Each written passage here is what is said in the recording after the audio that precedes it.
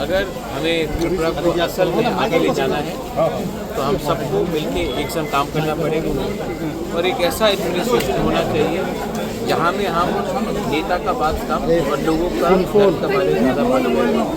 वही मेरा मैसेज होगा। अगर हमें त्रिपुरा को आगे ले जाना है तो थिंकिंग बदलना पड़ेगा, सोच बदलना पड़ेगा और एक ऐसा त्रिपुरा को हमको आगे ले जाना है जो अपने नेक्स्ट जनरेशन के बारे में चिंता है। आपने सर बहुत कुछ रिफॉर्म्स की बात की है जी, तो अगले दिन कैसे काम करेंगे? हम इसका काम मैंने अभी से शुरू कर दिया है और आप आने वाले 10-15 दिन में इसका बहुत असर भी देखेंगे। कौन सी चीज़ के ऊपर priority? Education is the most important thing, health, drinking water and entrepreneurship and also मैं एक सिस्टम को थोड़ा बदलना चाहता हूँ जहाँ में जो लोग पॉलिटिक्स नहीं भी है लेकिन उनके पास शिक्षा, नॉलेज और एक सोच है, उनको भी मैं कैसे EDC में जोड़ रहा हूँ।